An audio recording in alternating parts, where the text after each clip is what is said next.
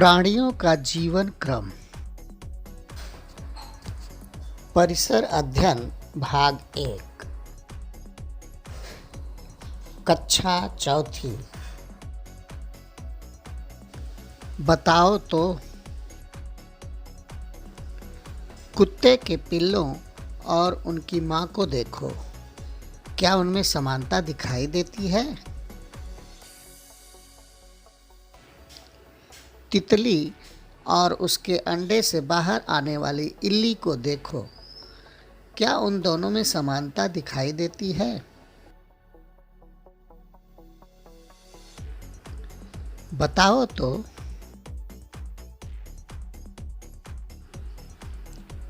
मुर्गी अंडे देती है, उन अंडों में से चूजे बाहर निकलते हैं, क्या बिल्ली के बच्चे भी अंडों में से बाहर निकलते हैं?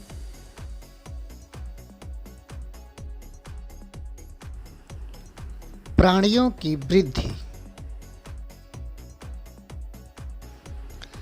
बकरी के मेमनों और वयस्क बकरी, इनके बाह्य रूपों में बहुत अंतर नहीं होता। बिल्ली के बिलौटों और बड़ी बिल्ली में भी अधिक अंतर नहीं होता। ये प्राणी अंडे नहीं देते। इनके शिशुओं की वृद्धि उदर पेट में होती है। माँ के उदर से ही इनका जन्म होता है। ये प्राणी अंडे नहीं देते हैं, परंतु कौवा, मकड़ी, गिरगिट जैसे कुछ प्राणी अंडे देते हैं। मुर्गी के चूजों का अंडों में से जन्म। चींटियाँ, तितलियाँ, मछलियाँ, मेढक, सांप, ये सभी प्राणी अंडे देते हैं। इन प्राणियों के अंडे हमें यहाँ वहाँ दिखाई नहीं देते। कुछ अत्यंत छोटे प्राणियों के अंडे भी बहुत छोटे होते हैं। वे तो हमें आसानी से दिखते ही नहीं हैं, अतः हमारे ध्यान में ही नहीं आता कि ये प्राणी अंडे देते हैं। परंतु मुर्गी अंडे देती है, हमें इसकी निश्चित रूप में जानकारी होती है। मुर्गी के अंडे इतने बड़े होते हैं कि ये हमें आसानी से दिखाई देते हैं। नया शब्द सीखो। अंडे सेना। अंडों को हल्की गर्मी देने के लिए मुर्गी के अंडों पर बैठने की क्रिया को अंडे सेना कहते हैं। मुर्गी अंडे देती है। अंडों के अंदर उसके चूजों की वृद्धि होने के लिए हल्की गर्मी की आवश्यकता होती है। उसके लिए अंडे देने के बाद मुर्गी अंडों पर बैठी रहती है और अंडों को सेती है। अंडों के अंदर स्थित चूजे धीरे धीरे बढ़ने लगते हैं। वृद्धि पूर्ण होने पर चूजे अंडे के आवरण को तोड़कर बाहर निकलते हैं। चूजों के कुछ बड़े होने तक मुर्गी इन चूजों का ध्यान रखती है। क्या तुम जानते हो, जिस समय मुर्गी अंडों को सेती है, उस समय वह अंडों की सुरक्षा हेतु आक्रामक बन जाती है। यदि कोई अंडों के पास जाए तो वह दौड़कर उस पर झपट पड़ती है। थोड़ा सोचो, मुर्गी और उसके चूजों में किन बातों में समानता होती है? रूपांतरण। बकरी का मेमना और बकरी, इन दोनों में समानता होती है। मुर्गी के चूजों और मुर्गी में भी समानता होती है, परंतु तितली की इल्ली और तितली में बहुत अंतर होता है। किसी प्राणी के शिशु और पूर्ण अवस्था प्राप्त प्राणी के रूपों में इतना बड़ा अंतर होता है कि वह आसानी से हमारे ध्यान में आता है।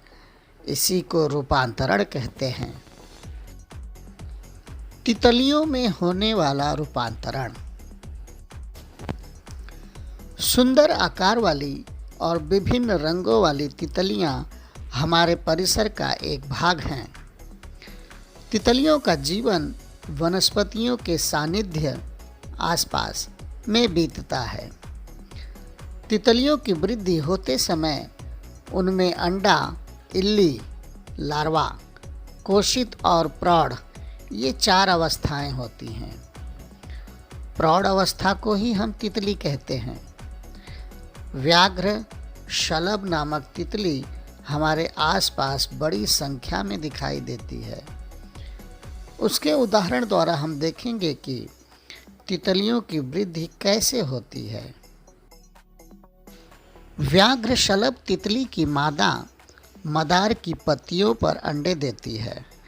लगभग 6 से 8 दिनों में इन अंडों में से डिंभक बाहर आता है। तितली के डिंभक को इल्ली कहते हैं। तितली की इल्ली अंडे में से बाहर निकलती है और वह तुरंत खाना प्रारंभ करती है। जिस पत्ती पर वह अंडे में से बाहर निकलती है वह उसी पत्ती को कुतर कर खाना प्रारंभ करती है। उसके खाने का वेग बहुत ही अधिक होता है, इसलिए उसकी वृद्धि बहुत तेजी से होती है। नया शब्द सीखो। केंचुल। शरीर की वृद्धि होते समय कम चुस्त पड़ने वाला शरीर का आवरण। पहले 2 से ढाई दिनों में ही व्याघ्र शलभ तितली की इल्ली में इतनी वृद्धि होती है कि उसकी केंचुल उसके लिए कम पड़ जाती है, परंतु पुरानी केंचुल के अंदर बढ़े हुए शरीर पर नई केंचुल आ जाती है। वह केंचुल ढीली होती है। अब इल्ली पुरानी केंचुल में से बाहर आ जाती है। इस क्रिया को इल्ली का केंचुल छोड़ना कहते हैं। इसके बाद वह फिर से पत्तियों को कुतरकर खाना शुरू करती है। उसकी पुनः तेजी से वृद्धि होती है।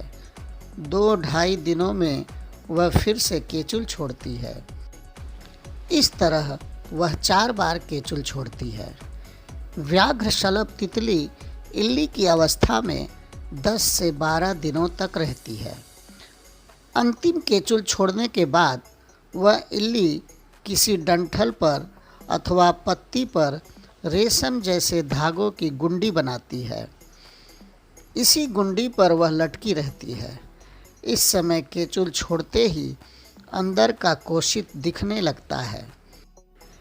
वृद्धि की इस अवस्था को कोशावस्था कहते हैं। कोश के अंदर व्याघ्र शलभ तितली लगभग 11 अथवा 12 दिन तक रहती है। इस अवस्था में वह कुछ खाती नहीं है। उसके शरीर में महत्वपूर्ण परिवर्तन होते रहते हैं। आकर्षक पंख निकलते हैं। ये उनमें से कुछ परिवर्तन हैं। इसी कोशित के अंदर ही व्याघ्र शलभ तितली की वृद्धि पूर्ण होती है। बाद में प्रौढ़ व्याघ्र शलभ तितली कोशित के आवरण में से बाहर आती है। इस अवस्था में व्याघ्र शलभ तितली के 6 लंबे पैर और आकर्षक पंख होते हैं। सभी तितलियों की वृद्धि इसी प्रकार होती है। क्या तुम जानते हो? प्रायः यह निर्धारित होता है कि तितली की मादा किस वनस्पति की पत्तियों पर अंडे देने वाली है। विभिन्न प्रकार की तितलियों के अंडों में से इल्ली के बाहर आने का समय कम अधिक होता है। इल्लियों में बहुत विविधता होती है। विविध प्रकार की इल्लियों के रंग अलग अलग होते हैं। उनका शरीर लंबोतरा होता है। कुछ ऐसी इल्लियाँ भी हैं जिनके शरीर पर रोएं जैसे तंतु होते हैं। क्या तुम जानते हो? अच्छी तरह बीन कर साफ किया गया अनाज हम डिब्बे में भरकर रखते हैं, फिर भी कुछ दिनों के बाद डिब्बे का ढक्कन हटाने पर उसमें कीड़े लगे हुए दिखाई देते हैं। अनाज के गोदाम, बनिए की दुकान, हमारे घर, ऐसे किसी भी स्थान पर रखे गए अनाज में कीड़े हो सकते हैं। कीड़ों की मादा इन अनाजों में अंडे देती है। तो भी ये हमें दिखाई नहीं दे सकते, क्योंकि ये आकार में अत्यंत छोटे होते हैं। अनाज रखे गए डिब्बे के अंदर की हवा और वहाँ की गर्मी, उमस उन अंडों की वृद्धि के लिए पर्याप्त होती है। यही कारण है कि डिब्बे में उनकी वृद्धि होती रहती है। इन कीटकों में भी अंडा, इल्ली, कोशित और प्रौढ़ ऐसी 4 अवस्थाएं होती हैं। जब हम डिब्बा खोलते हैं तब अनाज में से ये कीटक वृद्धि की जिस अवस्था में होते हैं उसी अवस्था में ये हमें दिखाई देते हैं। हमने क्या सीखा? मुर्गी के चूजों की वृद्धि होने के लिए मुर्गी अंडे सेती है। पूर्ण वृद्धि प्राप्त चूजे आवरण को तोड़कर बाहर निकल आते हैं। तितलियों की वृद्धि की 4 अवस्थाएं क्रमशः अंडा, इल्ली, कोशित और प्रौढ़ तितली है। व्याघ्रशलभ तितली मदार पेड़ की पत्तियों पर अंडे देती है। अंडे में से इल्ली बाहर निकलती है, उसे तितली कहते हैं।